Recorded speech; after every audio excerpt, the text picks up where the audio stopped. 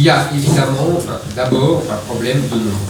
Ce que vous avez dit au début, c'est-à-dire que l'agriculture se réduit comme peau de chagrin, à la fois par ces territoires, je crois que c'est un département tous les 5 ans, de terre qui disparaît, c'est colossal, et par les hommes. Vous avez dit 17% pour l'Eure-et-Loire. Moi, j'avais, vous voyez, dans mes fiches, j'avais 15% pour la France sur les hivernales. Comment il reste 400 000, oui. Il reste 400 000 et on a perdu 15% sur tout le territoire. Donc, vous voyez, c'est à peu près la moyenne de l'Eure-et-Loire, c'est la même chose. Donc, effectivement, il faut essayer, encore une fois, de contrebalancer cette évolution. Encore une fois, c'est une évolution qui vient de très loin. En vérité, on s'est dit, les agriculteurs, c'est le monde d'avant et c'est le monde qui doit disparaître. Et c'est une histoire qui date des années 60-70 et l'industrialisation entre guillemets de l'agriculture a favorisé cette réduction de population. Donc il faut effectivement, vous avez tout à fait raison, contenir tous ces effets délétères. Alors, moi j'avais évidemment des mesures. D'abord, comme vous l'avez très bien dit, il faut absolument restaurer l'idée de revenu, et donc de dignité de revenu. Il faut arrêter de considérer que les agriculteurs sont des chasseurs de primes, comme on disait dans les westerns. Ce ne sont pas des chasseurs de primes. Ils doivent pouvoir travailler dignement de leur revenu. Il y a toute une politique à changer là-dessus. Deuxièmement, vous avez tout à fait raison, vous êtes la profession qui, paradoxalement, vous êtes passé de l'archaïsme qu'on vous reprochait à l'hypermodernité, jusqu'à la démesure. Vous êtes, comme vous l'avez dit, sur tout votre revenu est joué en bourse, si j'ose dire. C'est complètement délirant quand on sait que la PAC a justement été inventée pour stabiliser les revenus des agriculteurs et les faire échapper à le climat, les changements climatiques, les malheurs des temps. Maintenant, on les a mis entre les mains des boursicoteurs. C'est complètement fou. En plus, on vous a mis entre les mains des malades du libre-échange. Je vais vous raconter une anecdote pour que vous compreniez bien l'esprit qui règne à Bruxelles. C'était Nicolas Sarkozy qui racontait, un ami de Nicolas Sarkozy pour être exact, pendant les négociations commerciales, Sarkozy essayait de défendre l'agriculture française. Et il y avait le président de la Commission européenne, à l'époque Barroso, le portugais, qui lui dit « Bon écoute Nicolas, ça suffit, tu ne vas pas sacrifier l'industrie allemande pour quelques poulets. » Cette formule m'a toujours frappé, parce que c'est ça la mentalité qui règne. Évidemment que comme l'industrie allemande, et en particulier l'industrie automobile allemande, est l'industrie la plus puissante de l'Europe, et que, en vérité, tous les pays européens sont une espèce d'agglutinés sur cette industrie tellement puissante, on sacrifie tout le reste. L'important, c'est de défendre les intérêts de l'industrie allemande. Et donc, on va signer des accords de libre-échange, donc à tout va, avec des pays qui nous concurrencent sur le plan agricole et qui ne respectent aucune contrainte. Donc moi, je vais proposer d'abord qu'on suspende les derniers accords de libre-échange, et deuxièmement, on n'importe plus des produits qu'on n'a pas le droit de produire en France. Si on a des normes en France, eh ben, très bien, ils ne veulent pas les respecter leurs normes, ils ont le droit, mais au moins, nous, on n'importe plus ces produits-là. Et deuxième chose, et là, c'est plus l'administration française qui est, comme d'habitude, dans le syndrome du bon élève. Vous savez, vous connaissez ça mieux que moi, l'administration française surtranspose les normes. On me racontait une anecdote avant que je n'arrive. Pour la Commission, pour le droit européen, il y a une règle qui fait que les élevages de cochons sont susceptibles de subir des normes environnementales au-delà de 2000 cochons. Eh bien, l'administration française a dit que pour les Français, c'était 450. Ben, voyons, quand il y a de la gêne, il n'y a pas de plaisir. Hein. Donc les producteurs français entre 450 et 2000, eh ben, ils ont des normes que les Allemands et que les Hollandais ne s'imposent pas du tout. Et après, on s'étonne qu'on soit devenu du premier exportateur de produits agricoles européens, le troisième. Et on s'étonne qu'on soit devenu du troisième. Moi, je me souviens, quand j'étais jeune, on était le deuxième avec les États-Unis exportateurs de produits agricoles du monde.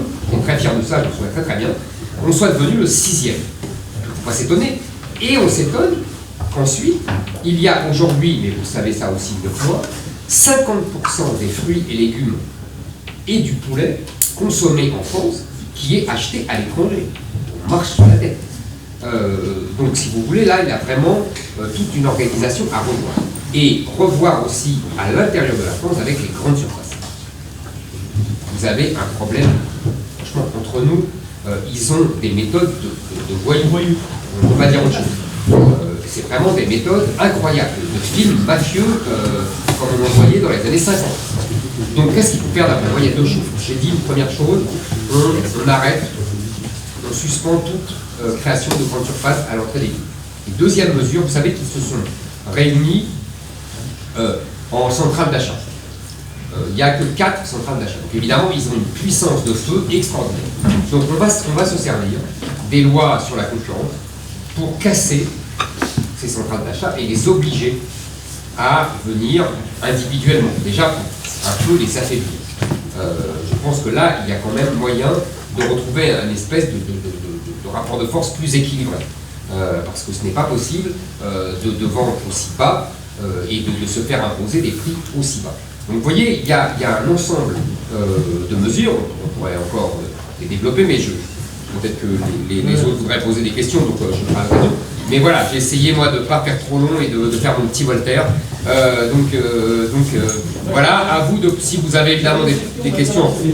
En complément, je serais ravi de répondre aux questions. Allez-y, monsieur. Suite aux importations que vous évoquiez tout à l'heure, ouais. Comment vous voulez, si vous êtes président, détricoter tout ce que Emmanuel Macron en ce moment est en train d'instaurer avec l'Union européenne sur la prochaine PAC, en instituant des ZMP de plus en plus larges, en mettant 20% de la production nationale en moins, et ça va être au bénéfice de l'Ukraine, je pense. Et déjà, on est à la merci du gaz, de l'Ukraine, déjà, je dis avec Poutine. Quand ils vont avoir l'impact de l'alimentation sous l'Europe, on peut dire ce qu'on veut, une fois qu'il aura fermé les verrous. Alors, comment au bénéfice de l'écologie, on va dire, on est sacrifié sur l'hôtel de l'écologie. Et du libre-échange. Ce qui est complètement paradoxal d'ailleurs. Voilà. Ils ne se rendent même pas compte que c'est paradoxal. Oui, c'est paradoxal parce que là, je dirais, même si on fait l'économie de 20%, on va dire, l'environnement va moins polluer, mais cette carbone-là va être déplacée ailleurs. Non, mais je suis tout à fait d'accord. Mais c'est la même chose pour l'industrie, vous savez. On se gargarise d'avoir une empreinte carbone faible, mais en vérité, ce n'est que le produit de la désindustrialisation. C'est parce que l'empreinte carbone, elle est ailleurs des produits qu'on importe. Là, ça va être la même chose. Sans compter la méthanisation des ZMP, des pollueurs, des absolument. Il y a deux façons de résister. La première, c'est que, devenant président, vous pouvez dire « je bloque l'application de ces accords de libre-échange ». Ça va être bon. Mais bien sûr, il dit « je bloque ». Après, vous dites « moi, je ne suis pas d'accord avec la négociation de la PAC ». Vous pouvez toujours renégocier, si ce n'est pas fini. Vous avez vu, par exemple, je vous donne un exemple. C'est très intéressant d'ailleurs parce que de l'influence de la campagne présidentielle. Emmanuel Macron, pendant 4 ans, n'a absolument pas soutenu le nucléaire. Et puis là, maintenant, il se réveille un grand partisan du nucléaire. Et bien, il a obtenu, alors qu'il laissait filer jusqu'à présent, que le nucléaire soit dans l'accord, vous savez, de ce qu'ils appellent la taxonomie. Là, ils ont toujours un jargon, là, comme ils ont pensé à la conférence. C'est pas grave. Enfin, pour permettre que le nucléaire reçoive de l'argent européen. Vous voyez, il s'est battu, parce qu'il y a les élections dans 6 mois. Et on peut faire pareil pour les agriculteurs. On peut se battre et dire, moi, c'est pas négociable cette chose. Deuxièmement, on peut prendre des mesures nationales. C'est-à-dire, par exemple, et je n'en ai pas parlé tout à l'heure, on peut dire, on peut vouloir privilégier ce qu'on appelle les circuits. Et dire, par exemple, que les cantines scolaires doivent absolument acheter des produits des alentours, ou en tout cas des produits français. On peut aussi faire, vous savez, sur le modèle du Nutri-Score, je ne sais pas si sans doute il y a des gens qui connaissent ici, on met des différentes couleurs pour voir si c'est plus ou moins gras, etc.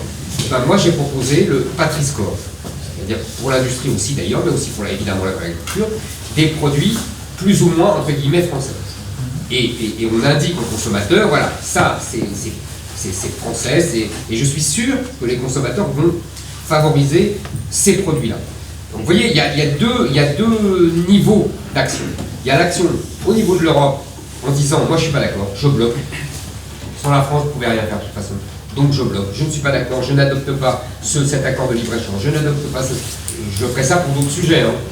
Je ferai ça évidemment pour l'immigration, je ferai ça aussi pour l'industrie, vous voyez. Donc voilà, on défend les intérêts de la France et on arrête de se considérer comme le meilleur élève de l'Europe, ce que je disais tout à l'heure pour les surtranspositions. Et par ailleurs, on prend des mesures nationales, je vous ai dit, le Patri-Sport, la restauration collective, etc. Je pense qu'il faut travailler sur ces deux axes. M. Zemmour, il est important de rappeler à certains nantis des grandes villes que la fonction première de l'agriculture est de nourrir le monde. Comment occulter que chaque minute, 11 personnes meurent de faim dans le monde avec un enfant toutes les 8 secondes. C'est pas moi qui le dis, c'est les sources de l'Oxfam, qui est une organisation internationale de développement.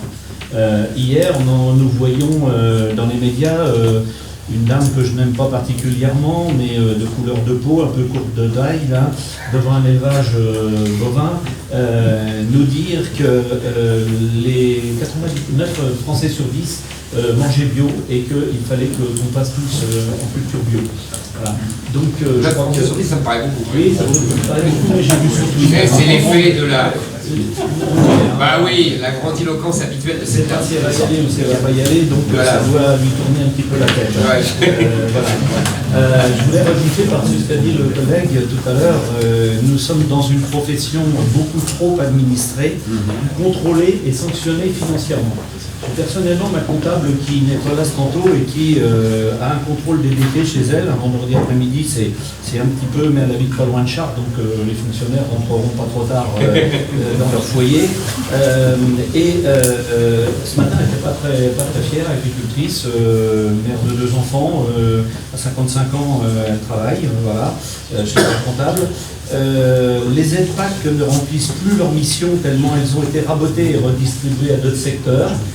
Je ne vais pas me battre avec les collègues, il faut tous, les collègues bio, il faut tous qu'on vive à la fin de l'année, qu'on boucle nos comptes d'exploitation, mais quand même, peu de gens le savent, mais nous avons eu la chance d'apercevoir un dossier d'une exploitation de l'Eure-et-Loire où ce n'est pas 200 € de l'hectare de DPB qui touche, c'est 740 € de l'hectare.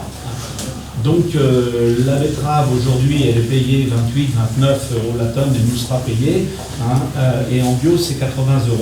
Donc il doit vivre du fruit de son travail comme c'était dit, mais pas forcément des aides. Ces aides là elles sont arrivées à ce niveau parce qu'on a des habillés Pierre pour habiller Paul et ça c'est loin d'être dans notre culture en Eure-et-Loire, mais on est obligé de le faire.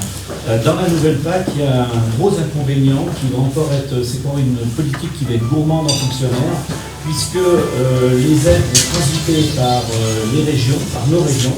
Il va falloir, on n'a pas assez de fonctionnaires en France, il va falloir évidemment recréer des services, parce que sachez bien qu'on aura beaucoup de mal à déménager des fonctionnaires qui travaillent à 15 places de la République à Chartres et de les envoyer à Orléans, là-bas à la source, à l'ASP. Voilà. Donc on va encore recréer un service qui seront payés, financés sur notre milliard de budget agricole. C'est assez sidérant parce que la PAC, c'est le mélange de boursicotage et de sur-administration. C'est quand même un paradoxe assez extraordinaire que nos grands Européens ne contemplent jamais comme tel. C'est ce mélange de bureaucratie et de presque de start-up nation, comme dirait quelqu'un qu'on connaît. C'est très étonnant parce qu'ils ne voient pas, eux, le problème. Vous ne pouvez pas imaginer ce qu'ils pensent de nous, comment ils nous appliquent des sanctions financières. Ça a été le cas l'année dernière en Eure-et-Loire avec un agriculteur qui n'avait pas pu implanter ses SIE, où il a eu sur son exploitation de 130 hectares, donc pas loin de la surface moyenne en scope, il a eu 7 000 € d'amende parce qu'il n'avait pas pu implanter, il faisait trop sec, c'est tout. Et comme c'était dit tout à l'heure, on doit maintenant faire des choses à telle date administrative, et lorsque l'on on tente d'obtenir une dérogation, le temps qu'elle passe par Bruxelles et que Vladimir Poutine la griffe, et bien quand elle revient en Eure-et-Loire, il est trop tard, elle nous sous 15 septembre, et puis il est trop tard pour implanter nos SIE ou nos CIPAN. Et s'il y a un contrôleur qui vient avec un contrôle sauvage, comme ça s'est passé sur la commune de Pierre au-dessus de Maintenon, j'ai aperçu moi, le contrôleur, parce que j'étais dans ce coin-là, et que après le gars il prend 7 000 €, Heureusement, il a réussi à faire, il a eu des petits soucis dans sa vie, ce gars-là, il a réussi à refaire sa vie. Et là, il y a des moments, il n'a pas de lait, il ne produit pas de lait, mais c'était pas loin du geste de la dernière minute. Oui, parce que voilà, pour ça. les statistiques sont terribles pour ça. Il y a un seul agriculteur qui se suicide. Et on s'est aperçu, on a fait un peu de notre enquête policière avec notre syndicat, que c'était un mail qui n'avait pas été envoyé de la DDT, donc de l'administration chartraine, à l'administration orléanaise. Et heureusement qu'il y a eu ce vice de forme, parce que la prune a sauté, sinon elle était maintenue. Non, mais c'est sûr qu'il faut reconsidérer. Je vous interromps parce que sinon les autres ne pourront pas parler, mais vous avez tout à fait raison. Après, je voulais vous parler rapidement de nitrate et vous remettre un tract, parce que sur la teneur en nitrate de nos eaux de captage ou autre, on flirte, enfin on surfe sur un mensonge technique depuis les années 40 aux États-Unis. Il y a eu un problème de maladie bleue du nourrisson, et en fait il s'avère quand même que les ions nitrates contenus dans l'eau et les ions nitrates contenus dans les légumes sont exactement les mêmes. Et si ce midi vous avez fait un repas diététique, M. Zemmour, je n'en doute pas, vous avez absorbé 4 à 500 mg de nitrate dans votre bol alimentaire, et pourquoi boire de l'eau à moins de 50 mg alors que ce sont les mêmes ions. Et pour le coup, vous m'apprenez quelque chose. Pour le coup, il y a la contenance des sachets de roquette. Non, mais je vous crois, vous inquiétez pas. Et pour finir, un petit pot bébé que l'on leur donne à 6 mois, contient quand même 60 mg, 65 mg de nitrate dans un petit pot comme ça de carottes ou de pinard. Quand on les éveille, l'organisme assimile les nitrates. Et on met quand même ça à un bébé, quoi. Donc, pourquoi nous s'obliger à faire des frais colossaux alors qu'il y a 78% dans l'air de nitrate dans l'air? Mais je pense qu'il faut laisser les autres parce que. Peut-être qu'il y a des questions. Allez-y, monsieur. Bonjour, monsieur Zemmour. Donc, vous avez prononcé le mot tout à l'heure malade du libre-échange. Alors, moi je pense que la majeure partie des problèmes agricoles vient de là, de la libre circulation des biens, des hommes, des marchandises et des capitaux, sans contrôle du politique. Le GATT 1947, comme vous le savez, le 24 mars 1948, 53 pays s'étaient réunis à La Havane, les non alignés, pour essayer de proposer un modèle moins libéral. Ça n'a pas abouti, le Sénat américain était à côté de l'affaire, sur tout ça. Par contre, il y a des gens qui ont réussi à tirer leur épingle du jeu. Par exemple, vous prenez le modèle suisse, vous prenez le Canada, le père du Premier ministre actuel, M. Trudeau, a mis en place dans les années 70 la politique de l'offre. La politique de l'offre, il ne ferme pas les frontières, mais il gère les importations et les exportations. Il gère dans les deux sens. Et il a protégé ses paysans grâce à la gestion de l'eau. Vous pouvez aller voir sur Internet. Les Japonais aussi. Les Japonais aussi. Très bien protégés leurs agriculteurs. Israël aussi. Israël aussi, mais surtout les Japonais, de façon remarquable, alors qu'ils sont impliqués dans le commerce international et qui sont des grands exportateurs. Voilà. Ils ont très bien réussi ça. Tout à fait. Le problème, nous, c'est que nous avons donné la compétence de négociation commerciale à la Commission de Bruxelles. Et ce que je disais tout à l'heure à monsieur, c'est que la Commission de Bruxelles, elle, d'abord a une idéologie de libre-échange, mais en fait, surtout, elle a une hiérarchie, tout simplement. Et sa hiérarchie, c'est de protéger l'industrie allemande, qui est le cœur de la puissance industrielle de l'Europe, puisque, à part l'Italie du Nord, tous les autres pays ont renoncé, et en particulier la France, à avoir une industrie compétitive et puissante et qui rivalise avec cette industrie allemande. Et donc à partir de là, entre le dogme du libre-échange et du libéralisme qui les anime depuis 30 ans et les intérêts qu'on peut comprendre rationnellement et intellectuellement de dire bah voilà, il faut protéger cette industrie allemande puisque c'est la seule industrie qui tienne la route aujourd'hui face aux Chinois et compagnie. Évidemment, les Français là-dedans, ils sont complètement sacrifiés. Et comme ils ne veulent jamais s'opposer aux Allemands, au nom du mythique couple franco-allemand, évidemment, vous voyez, les agriculteurs français sont passés à la trappe. Donc il faut absolument rétablir un rapport de force au sein de le remplir. C'est ça l'enjeu.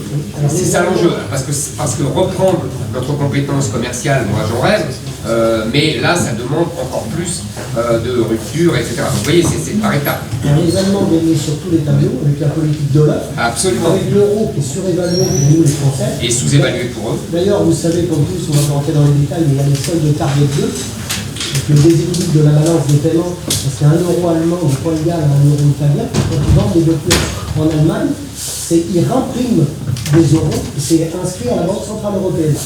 C'est Vincent Brousseau qui a expliqué ça. Les soldes de Target 2. J'ai reçu François Asselineau chez moi, il m'a expliqué tous les détails économiques des soldes de Target 2. Vous êtes plus savant que moi. Et donc les Italiens doivent 2 milliards d'euros aux Allemands. Parce qu'en fait, ils rempriment des euros. Vous ne saviez pas ça. Non. Et donc, je continue. Ce qui est très important, que je voulais dire, ça fait pas le coup aujourd'hui, c'est qu'avec la libre circulation des biens, des hommes, des marchandises et des capitaux, si vous voulez, vous avez parlé des centrales d'achat, c'est fait. Mais nous, dans les exploitations, quand on vend des canards, des poulets, du lait, des vaches, on a affaire à l'agroalimentaire, et qui est en cogestion avec le syndicat. Vous voyez. Donc, il y a 2 acheteurs en Europe sur le marché du veau. Il y en a 1 ou 2 qui font le prix du cochon. Il y en a 2 en lait, Lactalis Sodia. Il y en a 1 en volaille, LDC, et leader européen. J'ai installé, il était M. François Fillon. C'est là que c'est démarré, LDC. Et donc, si vous voulez, dans les fermes, on a des contrats léonins. Parce que l'agroalimentaire, il maîtrise la facturation, la gestion des volumes, la mise en place des animaux, la gestion des importations et la gestion des exportations. En fait, vous êtes pris entre la peste de l'agroalimentaire et le choléra des grandes surfaces. Et si vous protestez, je vais vous donner des noms, vos bâtiments vont rester vides. Parce que le rapport de force, vous prenez la force. Ah ouais. Moi, je peux vous trouver des gens qui ont 7000 m² de bâtiments vides.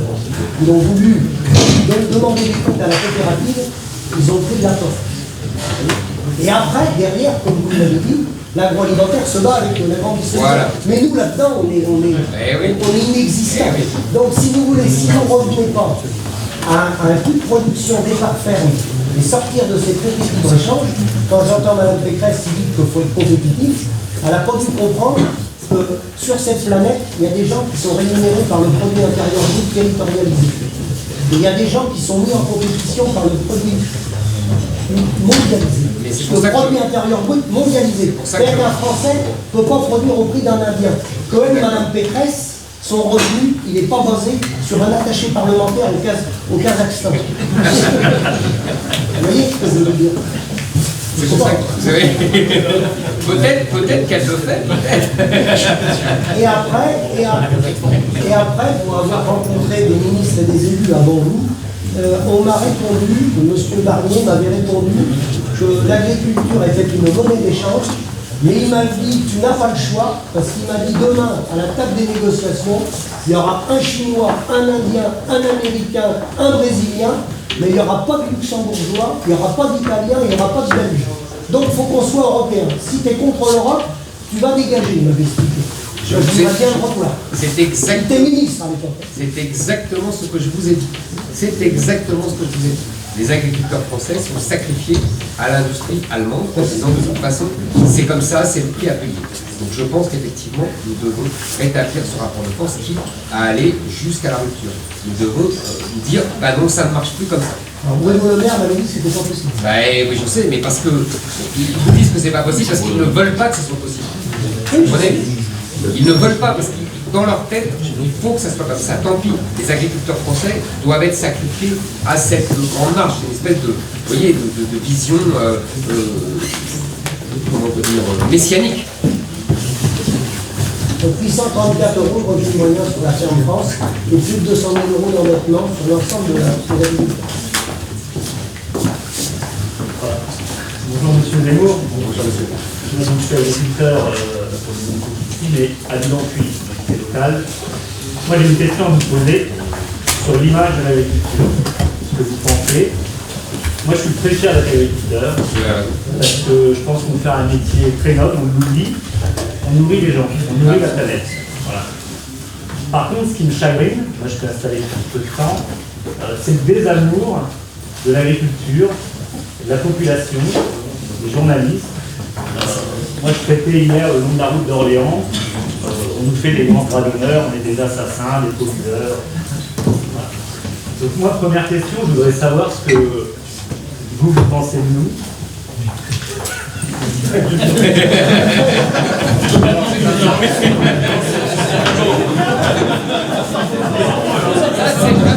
C'est vraiment une bonne question. J'aime ce genre de question. La réponse est simple. On est pas là pour se plaindre, on est là pour faire les choses en attendant. On est là pour faire les choses en attendant. Donc, qu'est-ce que vous pensez de nous et surtout, qu'est-ce que vous pensez des journalistes qui n'ont pas forcément trop à la bonne et qui gouvernent l'opinion publique?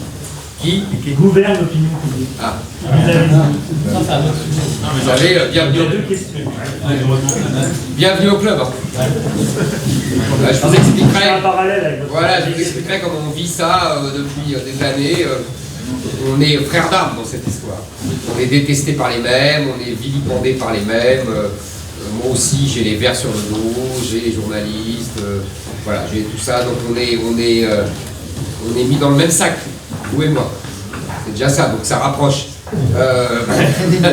Voilà, ça nous crée des liens. Moi, je vais vous dire, vous savez, je ne vais pas m'inventer une aura de paysans, etc.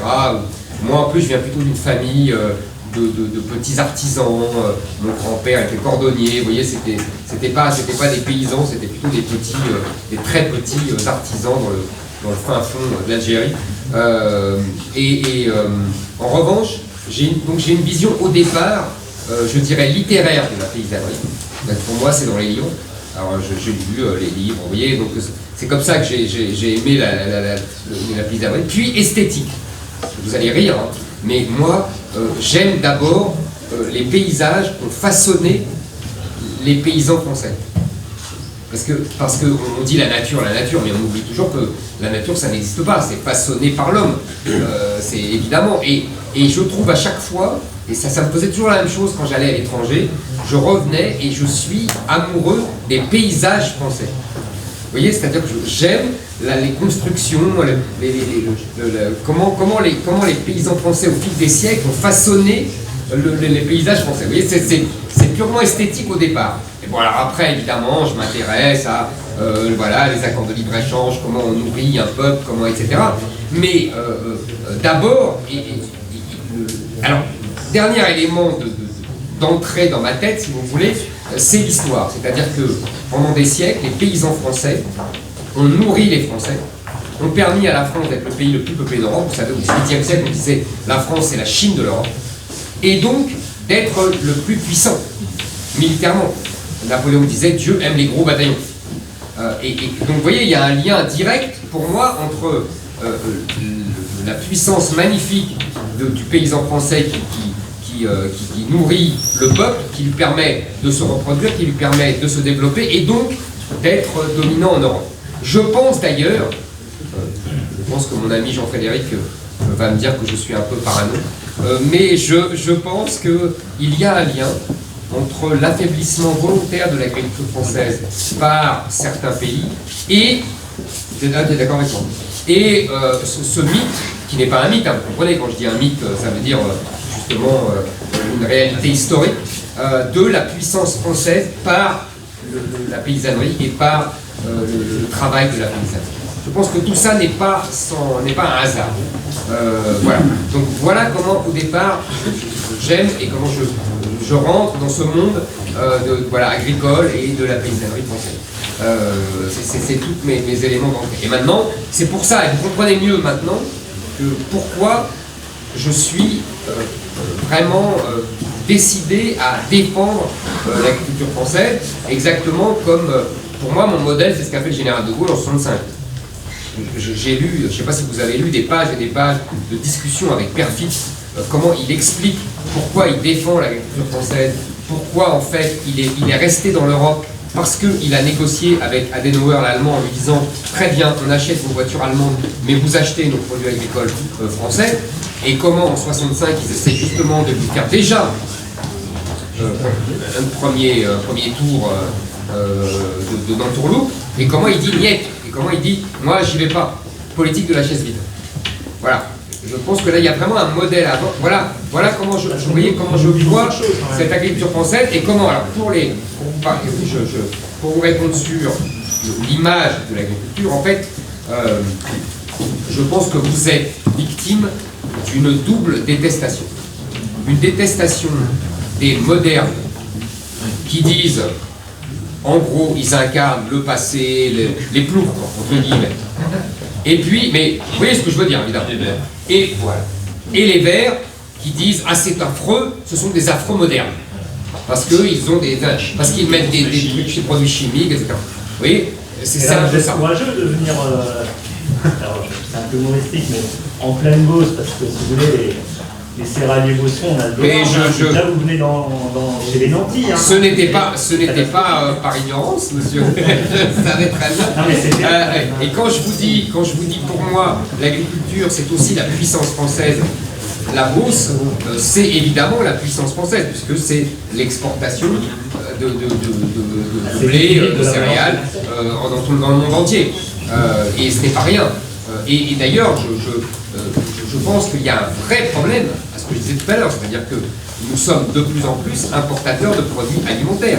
Et monsieur a tout à fait raison, c'est monsieur qui disait l'Ukraine nous tiendra, je pense que là il y a un vrai problème géostratégique qui est absolument dramatique et que, comme d'habitude, nos élites ne voient pas. Nos élites vivent dans le monde de bisounours.